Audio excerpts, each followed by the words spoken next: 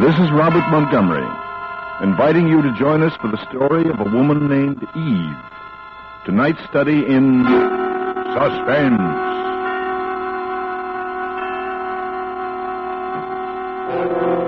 An hour of suspense. A full 60 minutes at this time, with the distinguished actor-director, Mr. Robert Montgomery, as your host.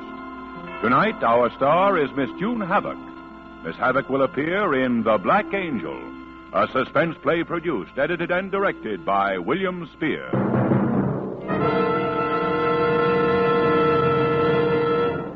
Mr. Montgomery. I believe an apple is honest. Until a couple of days ago, I don't suppose I'd given an apple a solid thought in months. But it was a warm afternoon, and the striped awning over the fruit stand offered shade. And besides, I found myself staring at the apples. All lined up they were, in nice even rows, shiny and round and red. They were supposed to tempt me, and they did. The first thing you know, I picked one out and shined it up. And then I looked at it close. For the first time, I think I understood why an artist ever set up an easel in front of an apple and painted it. It's really very beautiful, a good apple is. The way the red dissolves into the yellow. It's warm. It's full of promise. I bit into it, and then I got to thinking. That coloring, I thought, is just a come-on. A private sales promotion to make you want it. As a matter of fact, an apple does its advertising in an extremely honest fashion. Mind you, I'm not selling apples, but even a bad apple says, here's a blemish, a spot, a fault. If you take me, you take the bad of me with the good. And don't say I didn't warn you. So you can take an apple on its face value. And that's what I was doing. But as I ate it, I found myself wishing that all of nature's products were as frank and open. You choose a friend, a sweetheart. The come-on, the sales campaign, the covering, maybe it lives up to its promise and maybe it doesn't. With an apple, you can tell. So the one I was munching on set me to thinking about apples and people, about the confusion that arose when the first apple and the first human being got together, the forbidden fruit and the woman, Eve. That name reminded me of the only Eve I ever knew very much about, Eve Jeremy. I didn't actually know the Jeremys personally, Eve and Frank, but I don't think Hollywood will ever forget them. Eve and Frank Jeremy are memorable, not as individuals, but together as husband and wife. Not just because she was a beautiful actress, or because he was an influential producer, but because of what they became in combination. Let's take a look at Eve and Frank. Look past the covering and see what we find. Now, with the performance of our distinguished star, Miss June Havoc, as Eve Jeremy, we hope once again to keep you in suspense.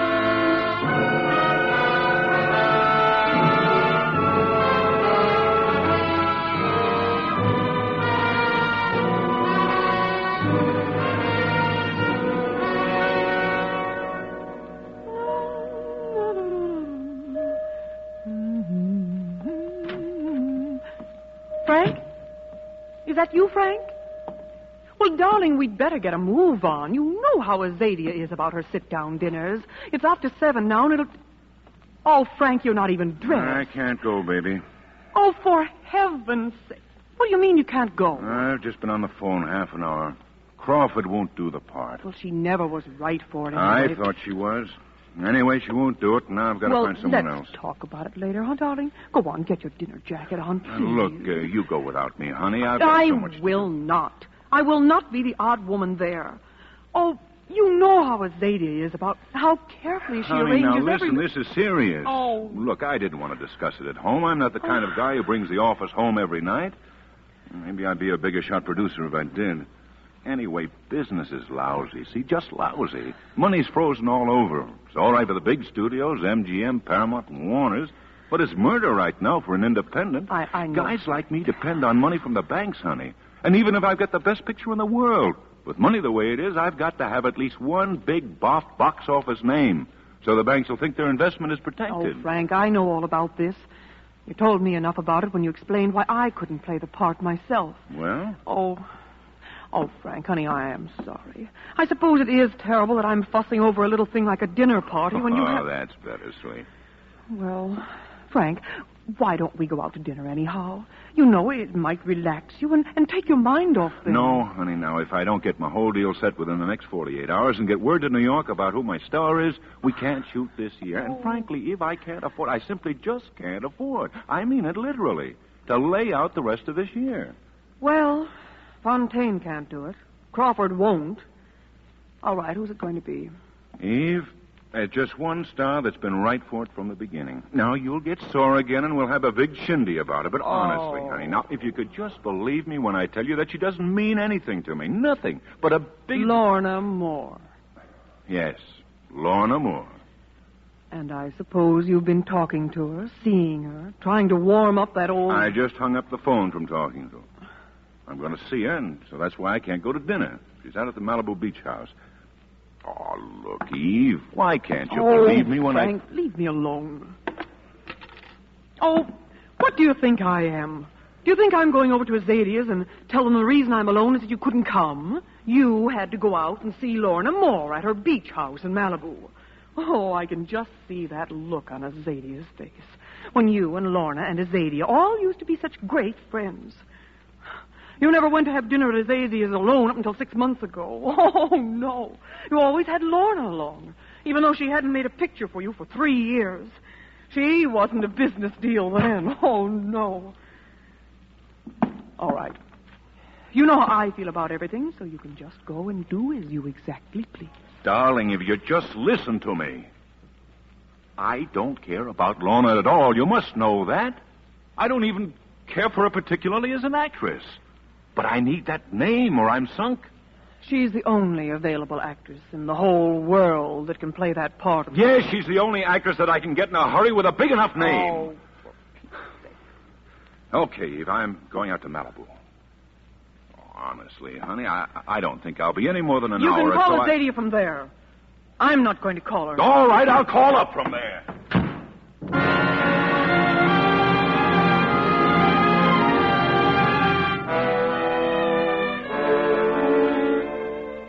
It wasn't like me. It really wasn't like me. But if a man would only understand that a woman is a really delicate, sensitive instrument. And, of course, that goes double if you're an actress. Frank was actually a very nice, sweet guy. A bit older, of course, but kind and swell. I guess I knew basically that Lorna didn't mean anything to him but business. But the whole thing seemed to explode that night. My wanting to be an important actress and the mortification of having a dinner party called off with me sitting there all dressed up and looking, well, really wonderful. I got up and put my coat on. I was so mad I was cold. I wandered into the living room. On the coffee table was a bottle of gin. Frank had just gotten it out, I guess, to start to make a martini. I let out a little into the jigger glass and I gulped it down. I thought some plaster had fallen off the ceiling and hit me on the chest for a minute. Then I saw something lying under the love seat. A little package. I untied it. It was from Rhinegold's. A gold compact. And on it was engraved, "To Lorna, dear, from Frank."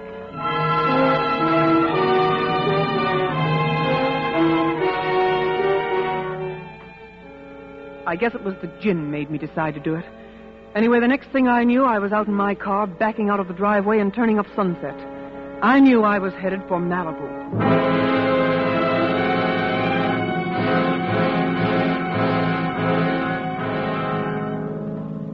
All the way there, I did the most wonderful scenes in my mind.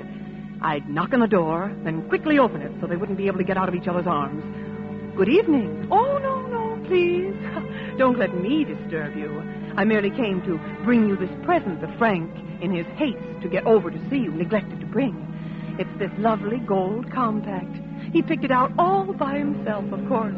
And that's his very own writing on it, too. Well, good night, and I'm certainly looking forward to your Academy Award performance in his new picture." I knew which house it was. A white one all by itself up on Trancas Beach, about a mile beyond Merle Oberon's. I stopped a couple of 100 feet from the house. Frank's car was nowhere in sight. I opened the wrought iron gate and walked on up to the door. There wasn't a light in the house. Oh, please, no, don't let me disturb you. This lovely gold compact. I beg your pardon.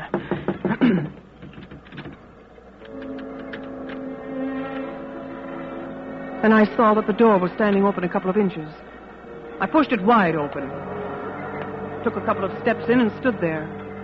I smelled cigar smoke. A cigar? I was looking for them, but I couldn't see anybody. It was all dark in my end of the room, but at the other end, 30 or 40 feet across, it was quite bright and blue. Well, that's where they are, I thought. Out there on the terrace, looking at the sea, having a drink. I walked across the marble floor, black and white checkerboard. It was so beautiful. I stumbled over something as I made my way around a chaise. I kicked at it. A discarded boudoir slipper. But it wasn't. It was a foot and a leg. A silk-clad leg. And then I could see better. It looked like a tumbled mass of boudoir pillows. Perhaps a discarded negligee and a chaise coverlet all intermingled and allowed to fall into a neglected heap on the floor. There at that one place. I got down waveringly and edged aside one of the pillows. Satin it was. And so soft. So harmless. But someone had smothered her to death with it. I was sorry I'd tampered with that concealing pillow. I looked for one moment at that grimacing, suffused mask with a protruding tongue. And then panic came on. I made several confused half-turns this way and then that, and then I located the door and I sped for it. But just as I got there, the drunk was arriving. It was that drunk. Lorna, I came back. Forgive me, but I came back. I had to come back. I guess you can't speak to me, Lorna. I guess you aren't hardly able to speak to me, Lorna. I'm sorry. I'm truly sorry for anything. Luella or somebody said you wanted to get married again, and I just couldn't stand it, Lorna. I didn't mean to do it. It's bad to you, Lorna. Oh, Lorna. Oh, Lorna, there's a phone. Do you want to speak to anybody, Lorna? Oh, you can't speak to anybody. No, you can't speak to anybody. Oh, Lorna can't come to the phone. Who wants to know? Well, Jerry, this is Jack. I'm her husband by a previous marriage. Wait a minute. I'll write it down.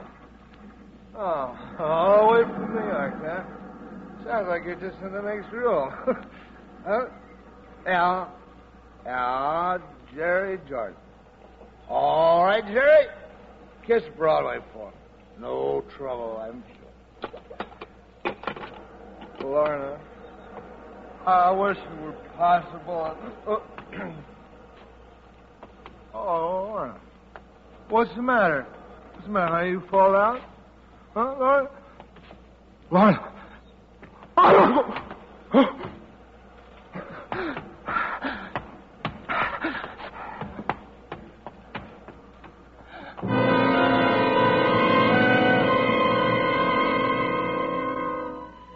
I hadn't been able to move. I stood there for minutes after he'd gone. I remember I could hear the seagulls. And I wondered if seagulls were like vultures. If they knew that someone was dead on their beach. And about now, something very strange was happening to me. I was getting stronger, braver, more interested than shocked. I thought I'll call Frank. He must have gotten home by now. And then I remembered my fingerprints on the telephone. I wiped it off carefully with my handkerchief, even though I knew I was wiping away the drunk's fingerprints at the same time. By the phone was the piece of paper he had scrawled the message on. Jerry Jordan, it said. New York, Broadway. I put that in my pocket. Something shiny was lying on the floor near her. I thought it must be the compact. It had fallen out of my hand when I first stumbled. I bent down to pick it up. Oh, it was awful. Because it was her hand. It was a gold lipstick that she had in her hand. I let go. But then I looked at the white square of linoleum that was there. A letter. She'd scrawled a red letter on the marble with her lipstick. A big letter, J. While she was being suffocated, put to death with a satin pillow, she'd been trying to write the name of the man who was killing her. What an actress trick. What a corny actress trick, I thought. But J. Not so many men's names begin with J. Jerry Jordan begins with J, 2 of them. And Jack, her drunken ex-husband, that begins with J. And Frank Jeremy begins with J. And Frank is my husband. I picked up her address book, the beautiful white leather tooled address book on the phone table. I was getting panicky again. I was about to tear the J page out of it, but then I thought, no, that would look suspicious. It would look very suspicious. So I put the address book in my purse. And the phone was still ringing when I left.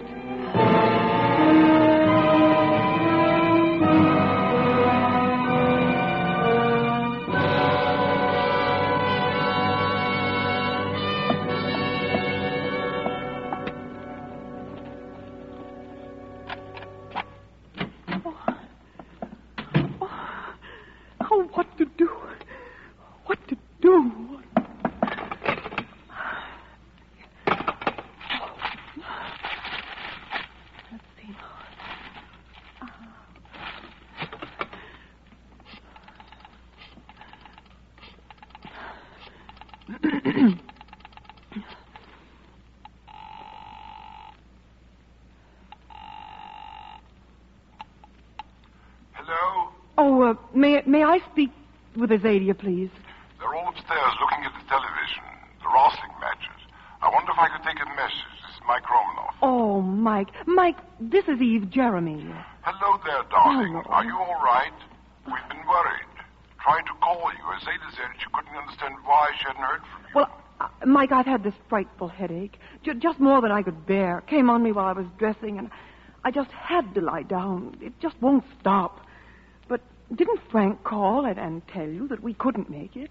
Haven't heard from Frank, isn't he? No. That is, he had to go out, Mike, some business or something. You know how he is, so much in his mind. I quite understand, dear. Terribly sorry about your headache. Thank you. It's better now, but, well, I still don't think I'd better go out.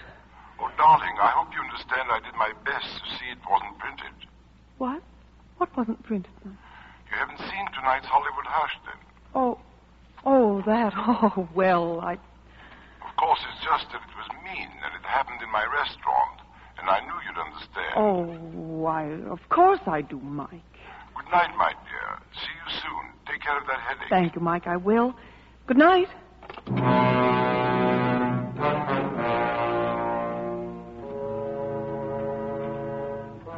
The evening paper was where Frank had dropped it. I opened it to the Hollywood Hush column. It was the first item. If Frank Jeremy would like to get Lorna Moore back to work for him, starring in Eagle's Nest, his proposed new indie production, and if Lorna Moore would like to do the part for her ex-Heart Flutter, why can't they keep from fighting at that #1 table in Romanoff? It started politely yesterday over the consomme and ended up with shrieks for coffee. Round 2 was at today's lusty luncheon, during which Lorna did most of the talking at a medium shout, with Frank eating very dark bread indeed. If this keeps up, Mike Romanoff will be auctioning off seats at ringside tables. We're sure that Mrs. J understands it's all just business.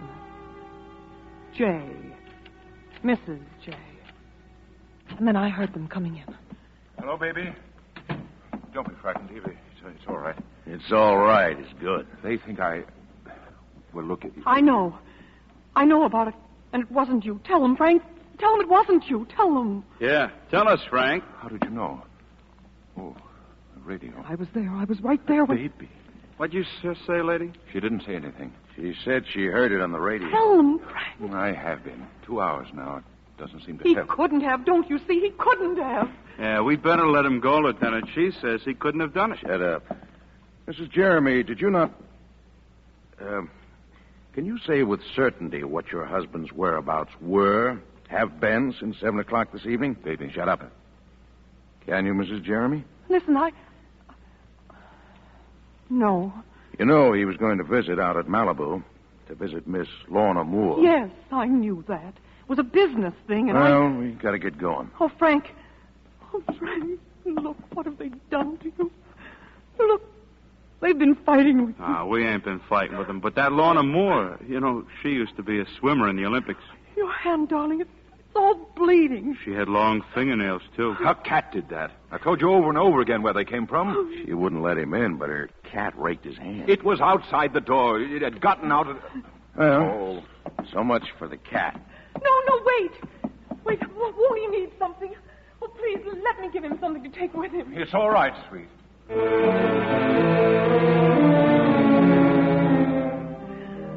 I ran into his bedroom, looked around blindly, snatched up something at random from under one of the bed pillows, and I ran back with him. When I got there, the door was standing open, and the street beyond was empty. They hadn't waited. They were gone. I stood there in the open doorway, and the rolled-up pajamas dropped to the floor at my feet and lay there.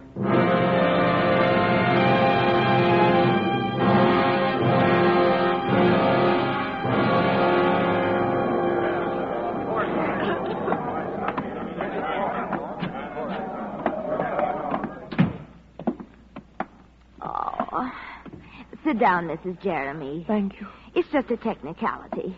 I know it frightens people so, but it isn't final. It's just a legal phrase that's automatically spoken in these cases. Honey, I've seen Mr. Benedict give more people off on appeals and reversals. Haven't you, Mort? How about it, Mort? Haven't you? Yeah. He wouldn't even let me take the stand. And the compact and the address book, I do feel terrible, not being allowed Honey, what could you have done? Don't you suppose he would have been the first to call you if it would have helped any?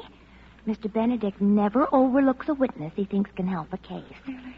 And he never uses one and he thinks will weaken it. Does he, Mort? Mort, does he? Well, now, you see, nobody saw you come or go there that night. No, of course. The jury wouldn't have believed you any more than the arresting detectives. Nah. They would have thought that you were making it up to try to shield your husband. And the sympathy you aroused for yourself would have worked in reverse. Anyhow, honey, you have to admit he was mixed up with it. Surely. Well, All right. I know that as well as he does. How are you, Mrs. Jeremy? Oh, I'm fine. Then it's pretty bad, isn't it? Let me have a cigarette, will you, Maud? Long day. It's pretty bad, isn't it? It isn't over yet. You're taking the typical layman's point of view. But isn't it all just circumstantial evidence? I just don't see how they can... Sure it is. Now, Mr. Jeremy and I had a long talk this morning. Long talk. You understand that I felt from the very beginning, and I've been very frank with you as to my reasons for thinking so, that you shouldn't appear on the stand. Yes, I know, Mr. Benedict. However, I expressed to Mr. Jeremy your natural desire to come forward and tell the circumstances that you detailed to us. Your visit to the beach house and the detail about the probable explanation for the gold compact. There's no probable explanation for the compact. I told you, Mr. Benedict. Yes. At any rate, Mr. Jeremy and I had a long talk again about the advisability of your going on the stand. Yes? He's absolutely dead set against it. Now, if you insist on it, of course I shall have to introduce you. But let me once again say that if you do, you'll hurt our side more than you'll help it. Well, you all know so much more about it That's than right. I do. That's right. Mr. Jeremy, it is his wish, and it's also mine. He doesn't want you to get all smeared up, too, if it can be avoided. and the wife isn't required to testify anyway, you know, honey. Now, you mustn't Mr. feel that it's Benedict, a lost There's one thing I haven't told you. I was confused and worried about Frank, and... Well, anyway, I didn't think of it again until just lately. Her address book. When I was there, I found her address... I don't want to hear about it, Mrs. Jeremy. Well, you just hold on. You're being wonderful about it. This is a real test, and you're taking it like a major. Come on, I'll take you downstairs and put you in a taxi. Do you want Maud or the girl to ride home with you to your place? No, thank you. I'll be all right. I'll have to get used to going around alone. From now on, I guess.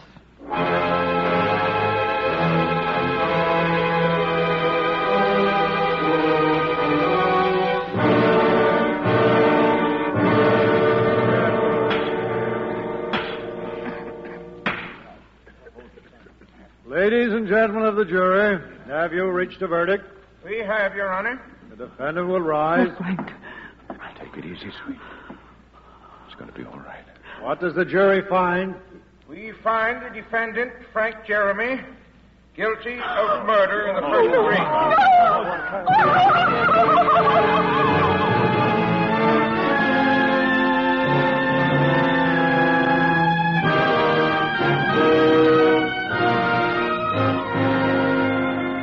In tonight's full hour of suspense, June Havoc, our star, appears as Eve Jeremy in William Spears' production of Eve. Tonight's study in suspense.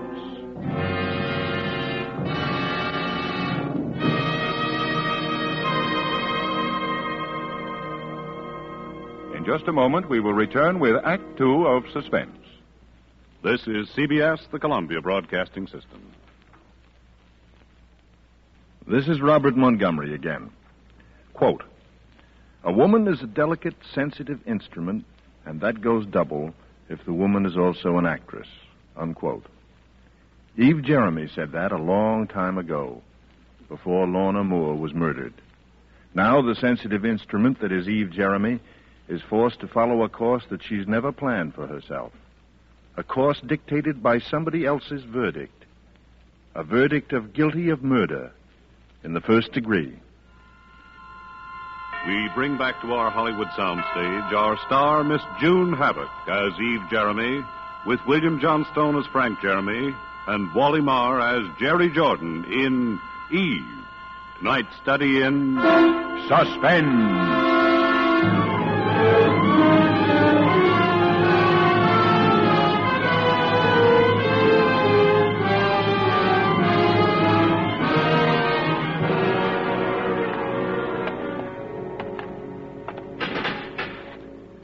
Right over there, Mrs. Jeremy, the second booth.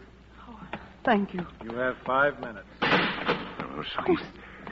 Frank. There. Now, take it easy, sweet. We don't have much time. I have to talk to you like this through an iron screen, not even to be able to touch you when... That's sweet. It's sweet. When a guy's been convicted. Don't. I know you didn't do it. I know you didn't. Of course I didn't, sweet, but it's just one of those things. Circumstantial evidence. But, Frank, there must be something. I was pretty optimistic during the trial because I knew I didn't do it, I guess. But now that I look back on it, they had enough coincidence pieced together to convict a dozen innocent men. Frank, how can you be so calm? How can you... What's the use of being anything else? I'm like an old man waiting to... Oh, don't. Oh, don't. But there's one thing I want you to know, dear. I want to be sure you didn't believe that I was starting over with her. Or that she meant anything to me at all. Didn't. She was a star and I was a producer. I know. I needed her for my picture. She's a... Well, she was a big name in pictures. You knew I'd been seeing her. When I quarreled with her, it was about you, dear. Oh, darling, honestly, I know. I just wanted to be sure. You know, I've got nothing to hide now. Frank, how much more time is there? 2 or 3 minutes. No, I mean... Oh, November the 16th. November the 16th, 6 weeks. Yes. Frank, I'm going to do something. What can you do, sweet? Oh, don't you realize there's a murderer running around loose? Some man who's free and having fun and going out with girls. The man who did the thing that you're going to be... Yeah. I'm going to find him. How could you find him, sweet? The police tried They for weeks. didn't try. All they wanted was to convict you. But it's nice to hear you say it, sweet. Because I... What? Because it makes me know that you really did love me. Oh. You see, sweet, there are things you can face when you're like this that you didn't dare talk about or even think about before. I always loved you, Eve. But you were so much younger and full of ambition and... Oh, don't. Please don't, Frank. Oh, I'm sorry, sweet. I wish I could have done things for you. There won't be much left for you now. You know how it is in this business. You spend it as fast Oh, as you make stop, it. Frank. I don't care. Why, I feel...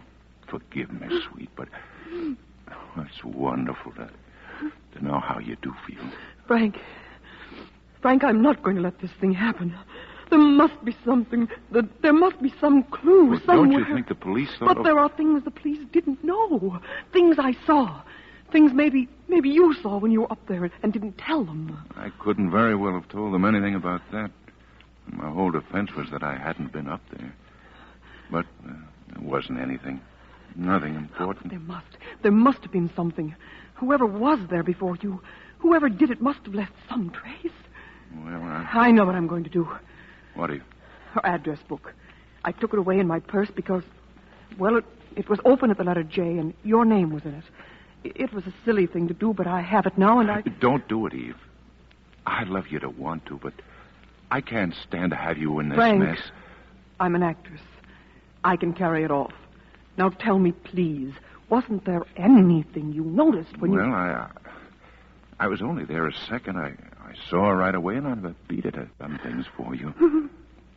There won't be much left for you now. You know how it is in this business. You spend it as fast as you make stop, it. Frank. I don't care. Why, I feel... Forgive me, sweet, but it's wonderful to know how you do feel.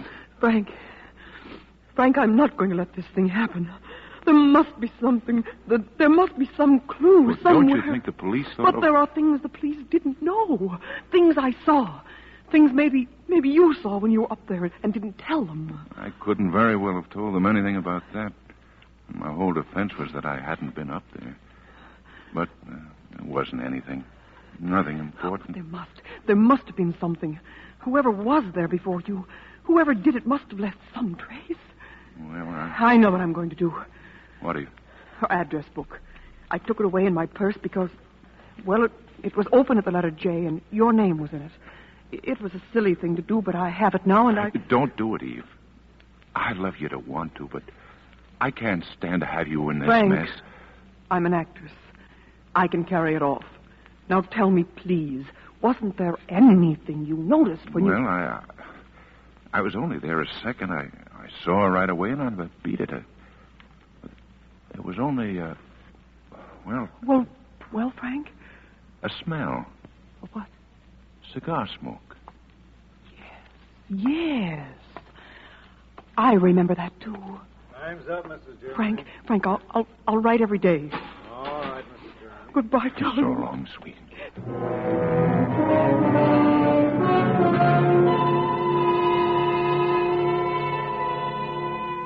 October 5th. Frank, darling, I've been studying the address book.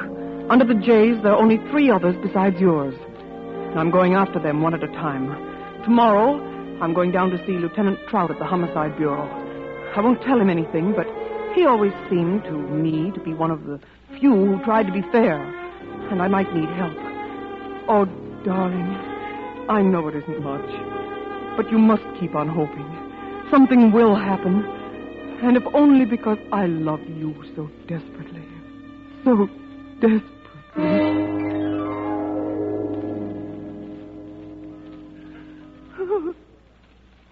What's your angle, Mrs. Jeremy? My angle? Yeah. Why are you doing all this?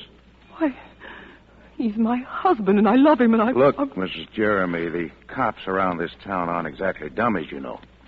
We know what you were like before you married him. We know that what you kept on being after you married him. Everybody seems to have known it except him. All right, Dick Tracy. A person can change, can't they? Sure they can. The cop just hates to have anyone think they can make a sucker out of him. You know how it is. You can skip the apologies, if that's what they're supposed to be. Sure. And what's this new evidence? Anything specific? Well, not very. Well, for instance. Did you know that Lorna Moore had a first husband named Jack? Yeah? Go on. Well, it just occurred to me that he might be worth investigating. Why? Because, well, how do you know he wasn't some kind of madman or drunk or something that got off on a spree or something and just came out and killed her? You're pretty smart. Thank you. That nobody can take away from you. You're smart, Mrs. Jeremy. I suppose you've been through the old newspaper files and you dug that up. The drama appealed to you. You thought of tomorrow's newspaper files. Actress, wife of convicted man, frees adored husband at last moment by securing evidence overlooked by bungling police. You're very insulting. Then maybe the next day the caption would read, Hollywood Studios vie in effort to place Eve Jeremy, glamorous actress detective, under contract. I want to forget everything you've just said. I haven't the time to allow myself the luxury of putting you in your place. Now, please listen to me. Oh, I'm sorry, Mrs. Jeremy. I really am. It isn't fair to string this out any longer. It's just that a policeman gets a little irritated sometimes at all the help private citizens try to give him in a case like this. I withdraw any untoward remarks I may have made, Mrs. Jeremy. Thank you. I forgive you. Now, regarding Jack Gordon, the murdered woman's ex-husband, he is a lush, and he is, as you say, a slightly unpredictable and screwy guy. However, we've already questioned him, investigated him thoroughly, and we're satisfied with his story. We can't prove that he was near the Malibu beach house that night. There's nothing there that would incriminate him, no fingerprints or anything. No. Unless, of course, you want to step forward and say you were in the murder room and saw him. Well, I really... No, of course not. Don't want to go that far, hmm? Of course not. All right. Is there anything else besides Gordon? Nothing definite. Well, not yet. But I have a plan, and I want your help when I want your help. Okay, what do you want me to do? Tell me, what kind of evidence would I have to have? How specific?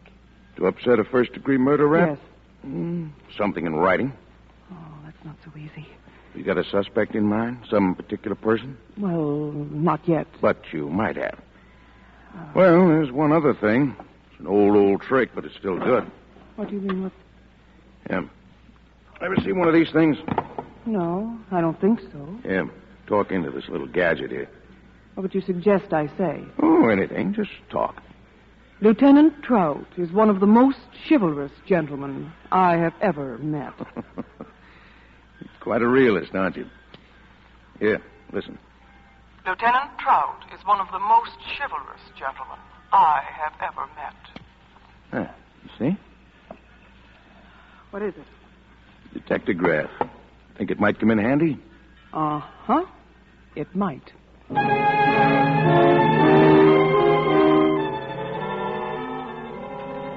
October 7th.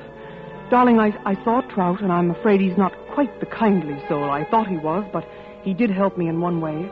He installed a detectograph in my new apartment. Oh, apartment, only a room, really, and, of course, my hair is dark again, really black. I've changed my name and my appearance. I don't think that even you, my darling, would recognize me now. Now, about those other 3 men who were the J's in her address book, I'm afraid they're a dead end so far. Johnson was her dressmaker, and Stanley Jellicoe is a doctor who's definitely been in the South Pacific for over a year.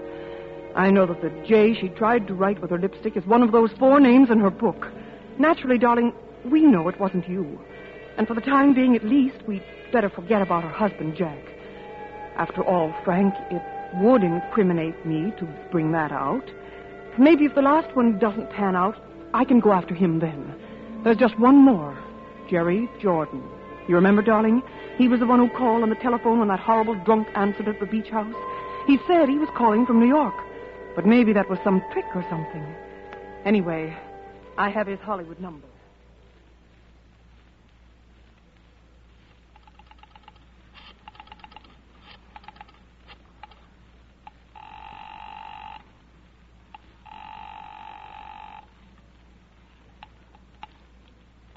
Hello? Oh, is this Mr. Jerry Jordan? Yes. Well, I finally found you. Well, can you guess who this is? Well, I'm afraid I'm not very good at that. All right, then. I suppose I'll have to tell you. This is Evelyn Jarvis. Oh? Well, don't you know who I am? Well, no. I'm sorry I don't, Miss Jarvis. Oh, well, this is embarrassing. Didn't you get the letter? No. What letter? Oh, my goodness. Well, a very good friend of yours, who's also a very good friend of mine, wrote you a letter about me, or at least he said he would. I see. And I'll give you one other clue. I'm from out of town. Now can you guess? You wouldn't be from San Francisco, would you? Well, Oh, Ed Thornton, eh? He always did have a terrible memory for anything but phone numbers. I didn't mean to bother you, but Ed said to be sure and look you up. Well, where are you staying? I managed to find a little place. Oh, lucky you. Well, have you got any plans for dinner? Why, I hadn't really Say, thought... better still. Have you got any plans for right now? Well, really, Mr. George... No, seriously. By the time we've had a drink and got acquainted, you'll be ready for dinner anyway. Oh, no, Now, you wouldn't want Ed Thornton to know you were acting that way, would you? You just jump in a taxi and tell him to take you to the Brown Derby on Vine Street. Well, And, knowing Ed the way I do, I'm dying to meet you. Well, as a matter of fact, from what I know, I'm sort of anxious to meet you.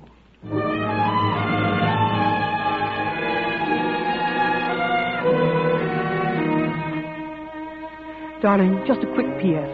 I'm going to meet him now, and I have a hunch he's it. I don't know why. And I'll remember what you said about cigar smoke. And yet, although I've got a hunch, it makes me feel a little shaky. He's got such a nice voice to be a murderer.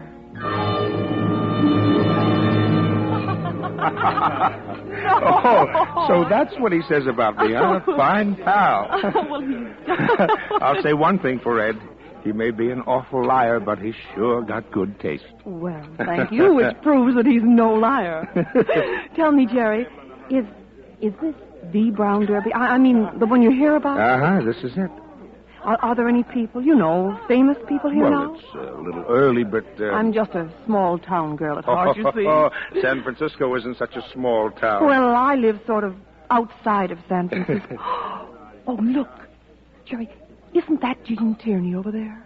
Yep, that's who it is. My goodness. She looks just like her pictures, doesn't she? Mm-hmm. Oh, what lovely skin. There's Gregory Peck. Oh, yes. I thought he was tall. He is.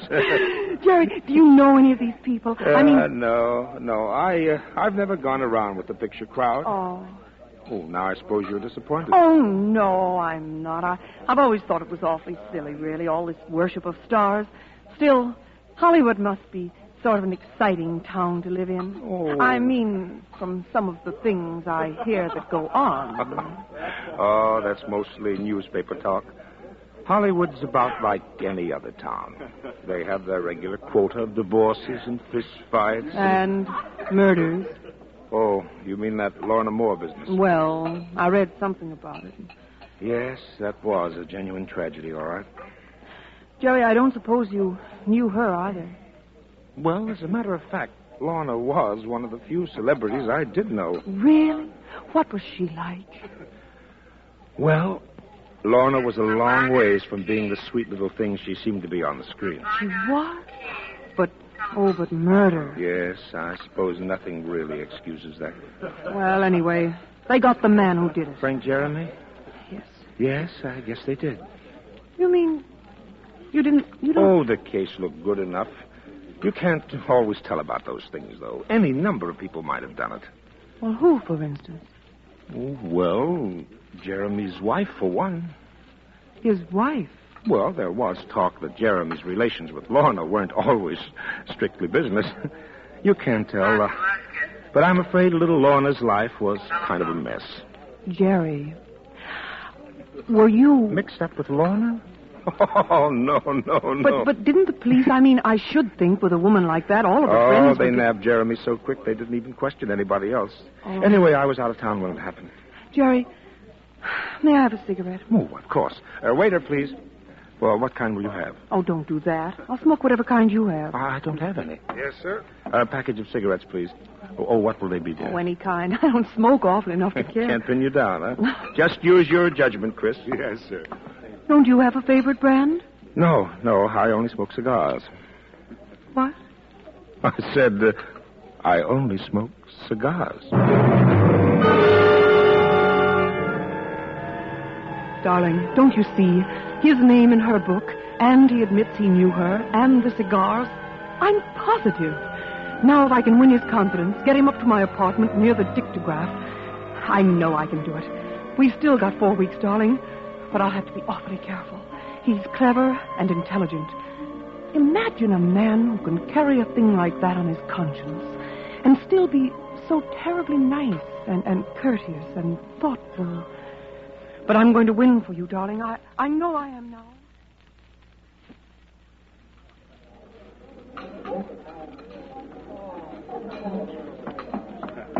Hello.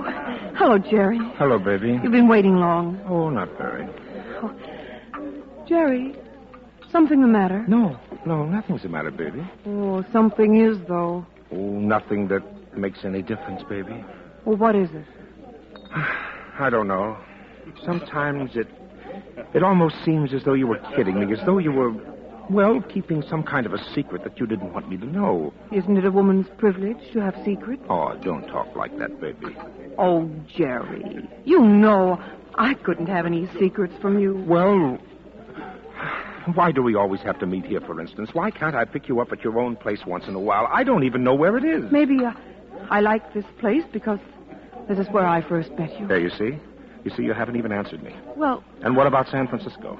At first, you were only going to be here a few days. Then you decided to stay longer. Well, that's because you asked me to, Jerry. But you're going to have to go back sometime, aren't you?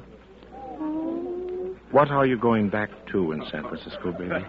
Maybe I'm not going. Maybe I'm not ever going back. Maybe I'll go to, New York instead. Do you like New York? Oh, love it. If you'd be there. As a matter of fact, I haven't been back to New York in 3 years. You haven't? No. I mean, I know so little about you, Jerry. Yes, that's true, baby. And I don't know anything about you. For all I know, you might even be married. Oh, Jerry, don't you think that's a kind of a tough thing to say after what I've been to you? Oh, baby. Baby, I'm sorry. It's only that... Well, you know... What are we going to do? Look, baby, why don't we go out to my place for a change, huh? A change? Well, you see, I don't really live at that hotel. I mean, that really isn't my home. It isn't. Oh, I'm a fine one to talk, I guess. The fact is, I've been holding out on you, baby. Actually, I live in a place out in Beverly Hills with about 30 rooms and a swimming pool a block long, and 30? I've got more money than I know what to do with. Cattle ranches in Argentina, oil wells in Mexico. I don't know what all. Yes, my dad left it to me, and I found out something about money from him. It can be a terrible thing to be rich. Oh, can it? All kinds of things can happen to you. Like what? Cheap promoters, cheap lawyers, cheap women, blackmail. Oh? That's why I usually don't let people know until... I see. Oh, baby. Baby, I feel like a dog about it now, but I didn't want you to know at first. Until you were sure I didn't care about money. Is that it, Jerry? Will you try to forgive me, baby? Will you, please? Oh, Jerry, my... Will you? Darling. Of course I will. I do. And, Jerry... Yes, darling. About those secrets of mine. Suppose there were some things I couldn't tell you yet. Would that matter? Not if I was sure you would tell me someday. Jerry, I promise you that. Someday I will tell you.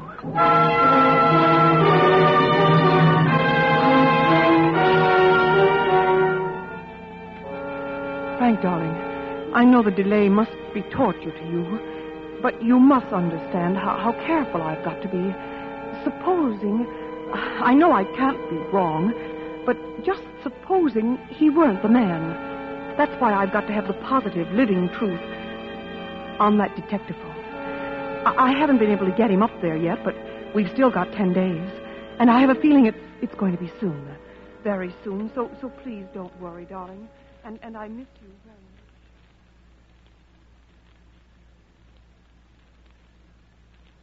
much. Who is it? Jerry Gordon. Wait a minute. Jerry. Oh, baby. I had to, honestly. How did you find this place, Jerry? Why do you think I didn't tell you where it was if I didn't have reason? Can I come in? Please, I've got to talk to you. All right, come in. Baby. Baby, Ed Thornton arrived in town last night. He came to see me. Oh. He's never heard of you, baby. He doesn't know anybody by the name of Evelyn Jarvis or anybody that even looks like you. Is that what you came up here to tell me? Oh, baby, I don't care what it is. Only please. Oh, Jerry. Oh, baby. Oh, I want you so much. Oh, Jerry, darling. Oh. I want you to go away with me, baby. Tonight. I want you to marry me. You what? I want you to marry me. But first... Oh, darling. Oh, Jerry, I've waited so long. There's something I've got to tell you. No, don't, Jerry. I've got to. No. And then you can tell me whatever it is, and we can start even. If you still want to. Jerry, do either of us have to tell anything? Does that matter now? I've got to, Evelyn. I can't keep it any longer. Not the way I feel about Jerry, please, you. don't. I've killed someone. I'm a murderer. Oh. Lorna Moore. And another man is going to die for it. Jerry. Now, Jerry, listen to me. It doesn't matter. I don't care what you've done, Jerry. I love you. Don't you know that? I love you. Can you still? I've loved you from the beginning. It didn't matter then, and it doesn't matter now. If I could only believe You've that. got to believe it. Listen, I can prove it to you. Baby, what do you mean it didn't matter then? Did you know? Yes, I knew. Do you know who I am? Who? I'm Eve Jeremy, the wife of the man who's going to die for it. His wife? Yes, now you know.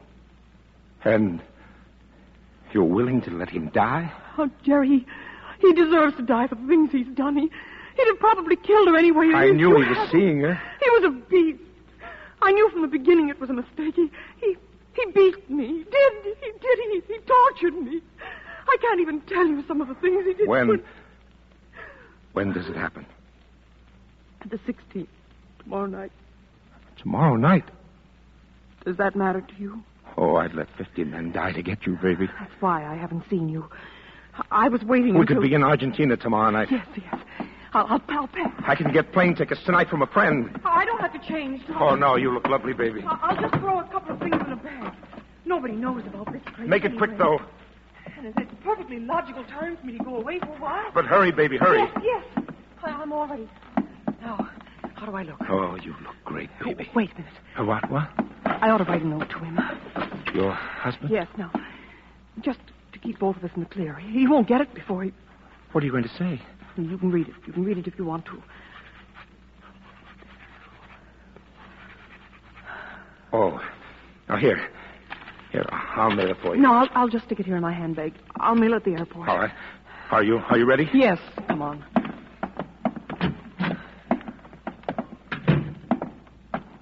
Now, there's the elevator now. Well, good evening, Mrs. Jeremy.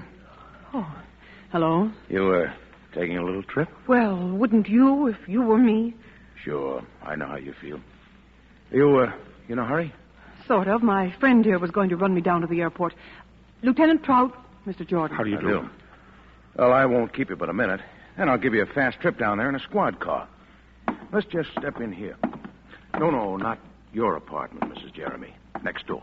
Next door, but... Really, Lieutenant, we're in an awful hurry. What do we want to go in here for? Oh, we took over this apartment a couple of weeks ago, Mrs. Jeremy, when you started going with Mr. Jordan here. Oh, by the way, Brennan, I hear we had some luck with our little gadget. Yeah. What little gadget? What little gadget?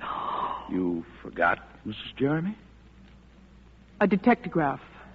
Lieutenant Trout thought that... You thought, Mrs. Jeremy. All right. I thought. Mind if I turn it on? Why, go ahead. There's nothing. Because I forgot to turn it on. Oh, Brennan does that in here. Don't you, Brennan? Yeah. Very interesting. I've got to, Evelyn.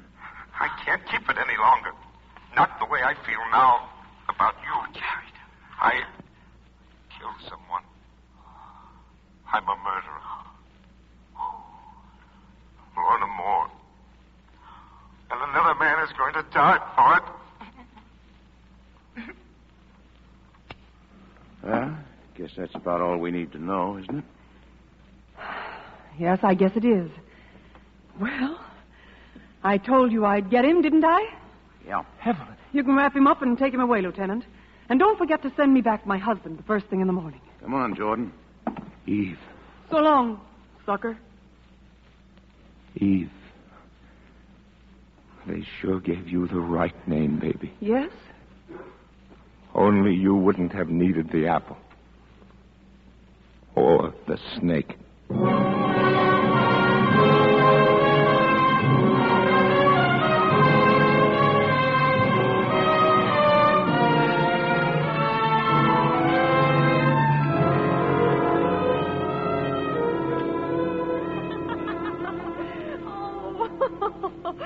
Oh, Frank, darling, it just doesn't seem possible. Back here in our own home, out here on our own terrace again. Oh, and everything just the way it was. Yeah. Frank, do you remember when we first took this place, how happy we were, and how the agent took us out on this terrace and asked us if it would be too high up, if we were afraid of high places? Mm-hmm. Frank, is something bothering you? Well, Eve. Oh, tell me, darling. I know you've been through so much. When I think that today you may... Look, sweet, I haven't any kick coming. You saved my life. Oh, darling. And I know what the answer is anyway, but it would only prey on my mind if I didn't talk to you about it. And there shouldn't be anything like that between us. Ever. Should there? Of course not, darling. What is it? I've got a record here. What record? That the police took off your detectograph. Oh, I want Frank. to play it back for you, sweet. I'll put it on the phonograph oh, Frank, here on the please, terrace. It's all right, sweet. But, Frank... I know, dear.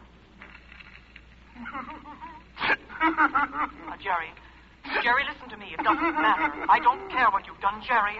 I love you. Don't you know that? I love you. Can you still? I've loved you from the beginning. It didn't matter then, and it doesn't matter now. Oh, if I could only believe You've that. got to believe it. Now, listen. I can prove it to you. Baby, what do you mean it didn't matter then? Did you know? Yes, I knew. Do you know who I am? Who? I'm Eve Jeremy, the wife of the man who's going to die for it. His wife? Yes, now you know. And you're... Is that all? That was the end of the record. That was all that was recorded.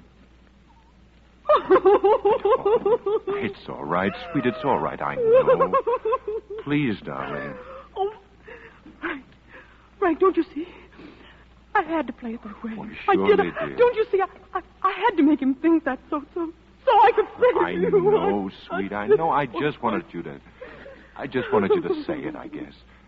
Please, sweet. Now, I understand. Oh, Frank, do you really? Well, of course I do. Oh, on my heels, Oh, sweet. Frank, Listen, darling, it's all over now. It's over. I'll tell you. Let's celebrate. I'll go down and get some wine, champagne or something, huh? Frank, honestly, that'd be wonderful. Okay, I'll go right now.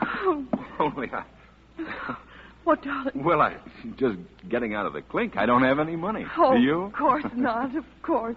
Right there in my handbag, Huh? darling. Where? Oh, sure. Well, you've got Oh. plenty. Say, here's a letter. A letter? Well, it's addressed to me. A letter. Frank, don't... Well, you must have written it. Frank, no. No. Frank, listen, I didn't... Frank, I can explain just how... No! Frank, no! No!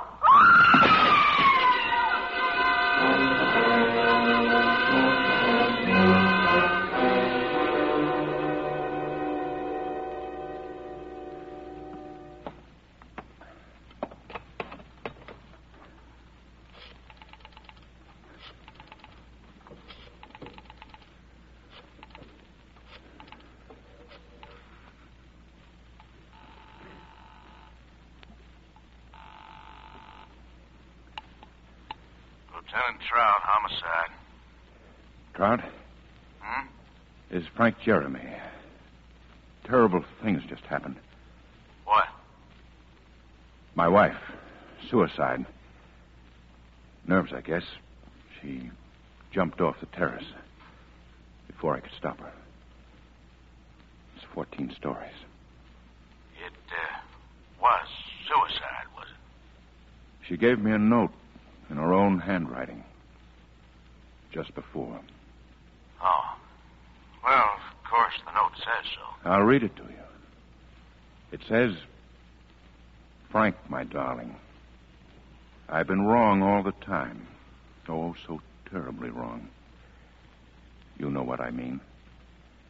I've failed you utterly. Now I can't even bear the thought of facing you. When you read this, I will be gone.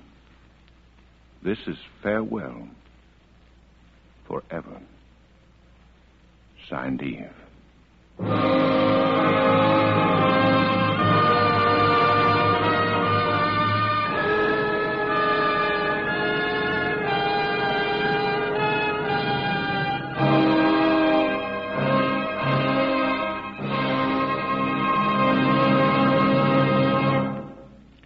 So ends the story of Eve. But Frank Jeremy's story didn't end there. He was a good guy, and he didn't want it to. Frank's story ended a little later, after another long trial and another jury verdict of guilty of murder in the first degree. And this time, the verdict, in all its implications, was carried out. Our thanks to Miss June Havoc for a superb performance as Eve. Do you know what hate is, really? Have you ever actually hated someone? The word hate is often used and misused. Very few of us really experience hate, the emotion. But next week we'll tell you a story of hate, the violent loathing of two men for each other, in a hate so desperate that it will tax our normal imaginations, a hate so genuine and honest it inspires a despicable pact where one man sets a price on another's life, a bet that he can successfully kill the other within a specified length of time. A hate so mutual that the wager is accepted. That's the incredible premise of Bet with Death, a story by John Dixon Carr, next week's study in Suspense. This is Robert Montgomery inviting you to be with us next week. June Havoc is currently being seen in the Darrell F. Zanuck production, Gentleman's Agreement. Mr. Montgomery may currently be seen in the Universal International production, Ride the Pink Horse. Tonight's play, Eve, was written by Bob Richard and Sebastian Moriarty, and was based on the novel The Black Angel by Cornell Woolrich. Lud Gluskin is our musical director and conductor.